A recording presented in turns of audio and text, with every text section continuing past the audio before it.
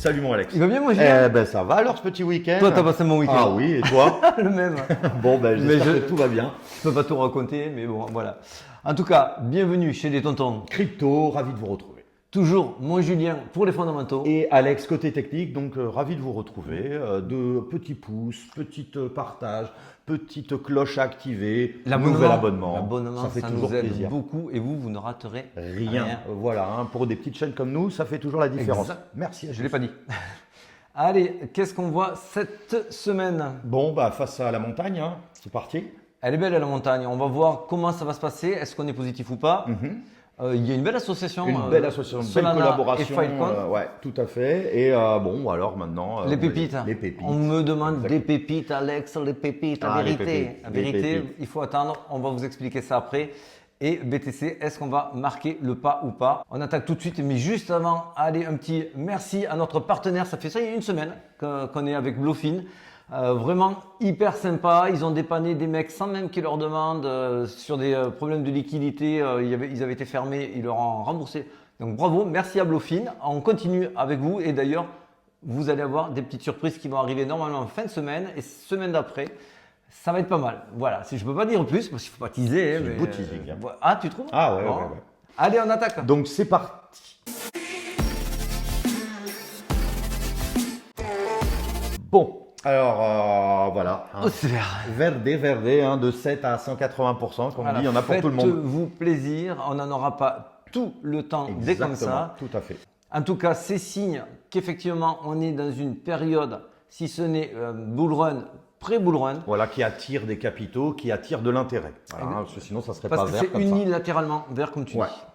On attaque direct par notre ami Filecoin et Solana. Et voilà, alors c'est une superbe collaboration entre deux poids lourds. Hein, voilà, on va Ouais. dire Solana, vous connaissez tous, et Filecoin, hein, un peu plus dans le storage, enfin dans le stockage décentralisé. Donc ça va permettre de donner beaucoup plus de puissance, on va dire.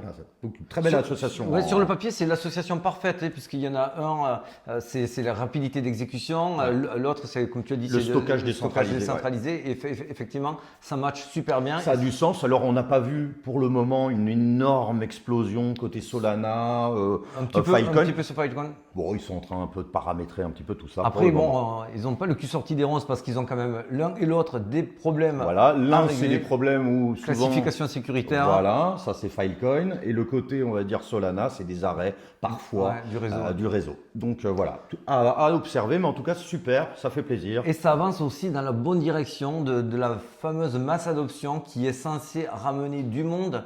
Tout comme on le voit ici sur Revolut qui va sortir son exchange de crypto pour les traders avancés. Exactement. Hein. T'en fais partie, toi?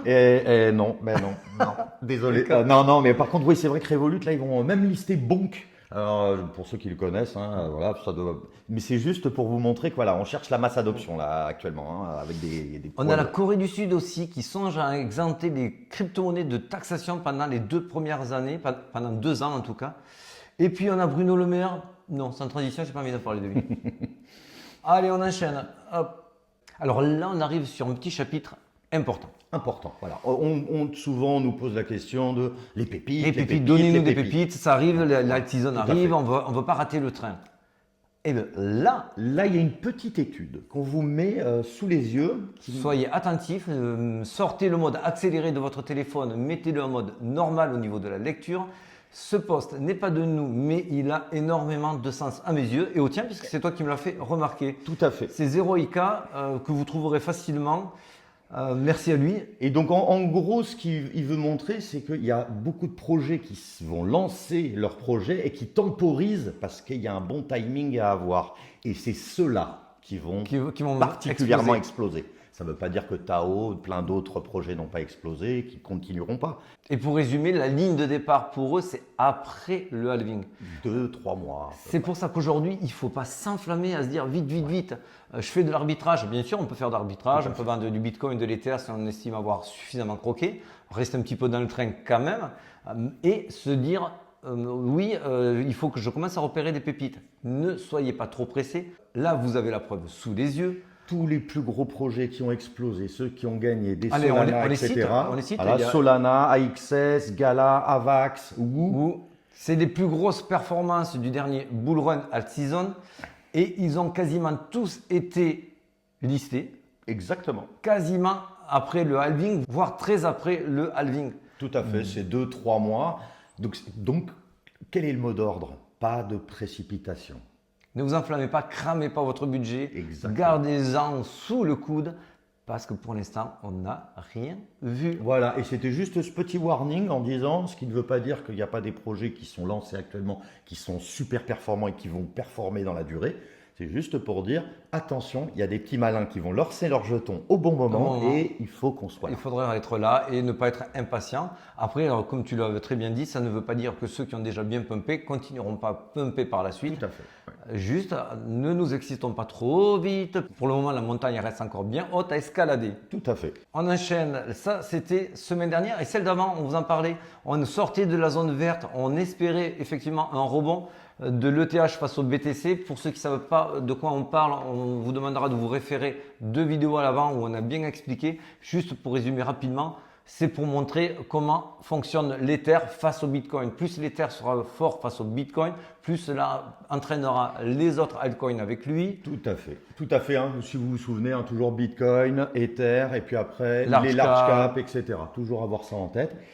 Et surtout qu'on remarque, donc déjà Ether face au Bitcoin très très performant. On remarque qu'il y a plus de 35% désormais en stacking chez Ether, ça montre l'utilité et la croissance du réseau, etc. C'est très bullish ça par contre. C'est très bullish. Voilà. Ça va bien sûr, comme vous l'avez compris, tirer les autres alts. Et c'est ce qu'on vous a déjà montré et pressenti semaine d'avant et encore semaine d'avant, puisqu'on vous en avait parlé il y a 2 semaines quand on venait juste d'amorcer le breakout de ce fameux drapeau qui est une figure, qui est une pattern bullish. Là, vous voyez, il y a eu 1-2 semaines de plus où on explose effectivement l'objectif. Donc, c'est super, c'est ce qu'on veut voir. Tout à fait. Ce qui ne veut pas dire, on voulait le dire aussi en préambule, tout le monde se dit c'est le bull run, c'est bon.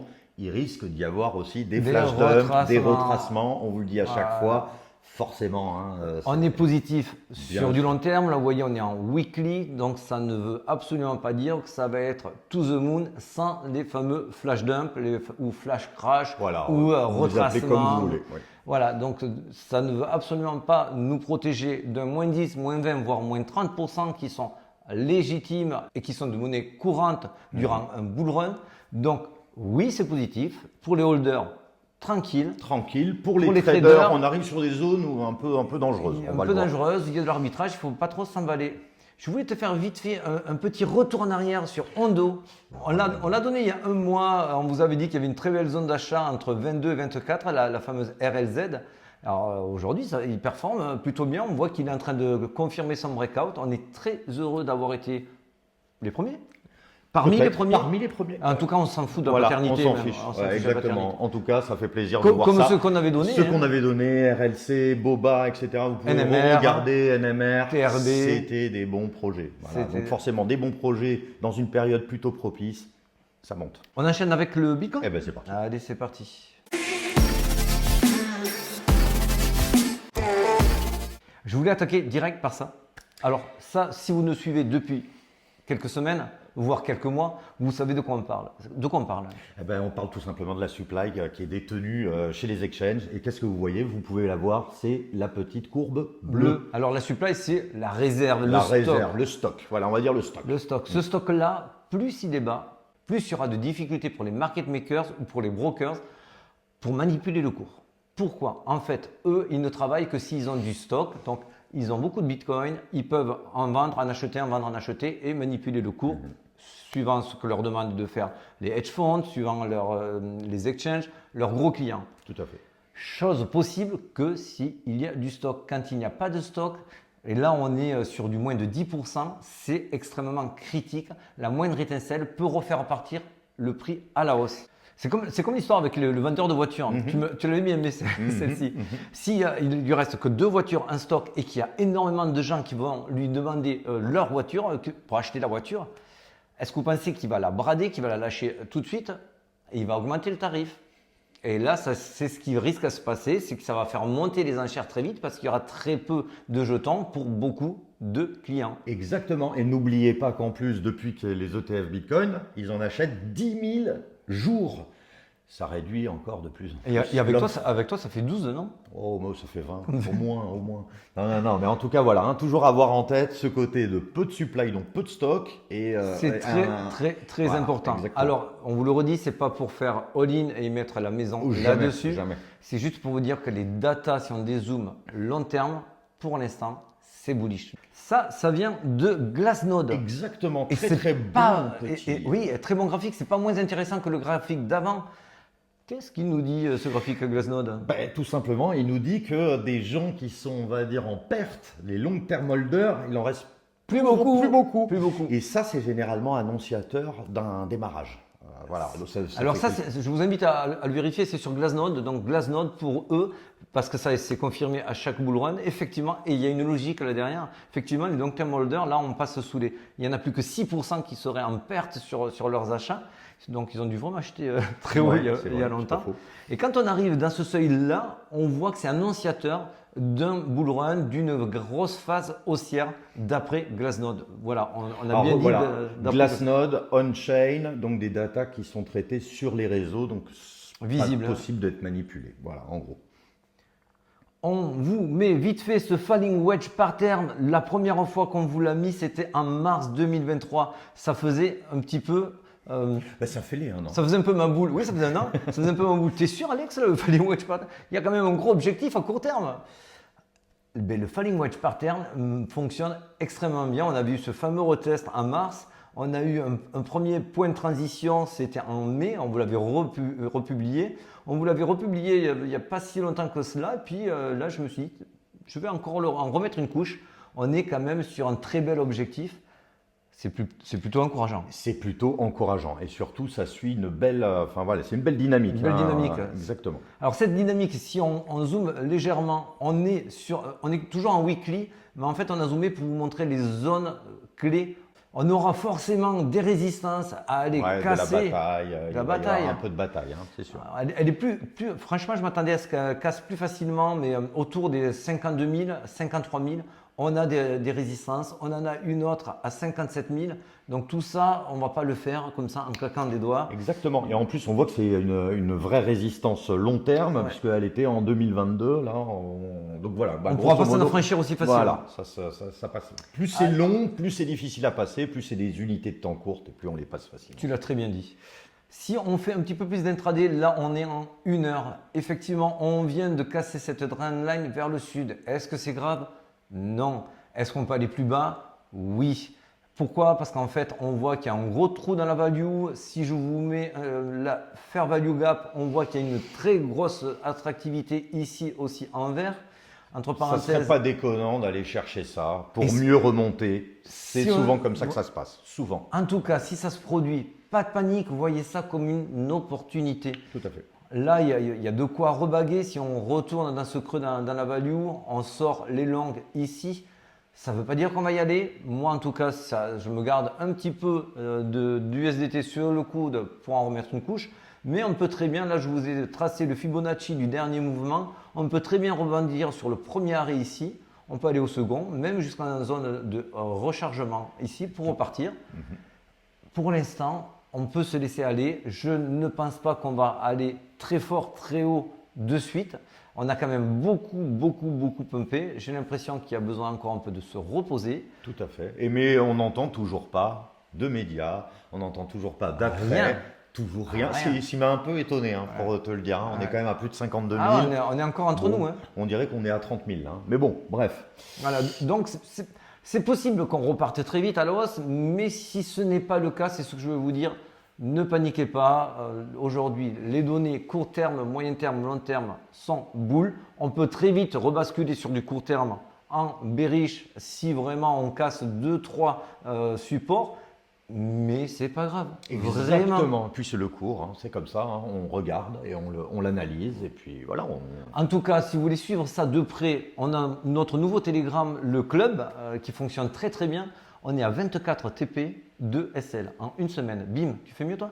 Non, mais moi je suis holder, donc non. Mais en tout cas, voilà. Donc ça, c'est très bien. Super petit groupe. Voilà, nous on est très contents d'aider gratuitement. Donc vous pouvez nous rejoindre. Il y a 2 Telegrams qui sont ouverts pour le chat, pour l'analyse du Bitcoin, et un troisième qui est sur le club, qui est privé. Il faut demander le lien.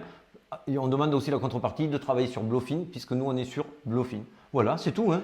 Eh ben merci. Merci à toi. Allez, À très vite. à très vite. Ciao, Ciao les les amis. amis, bye. À tout à l'heure.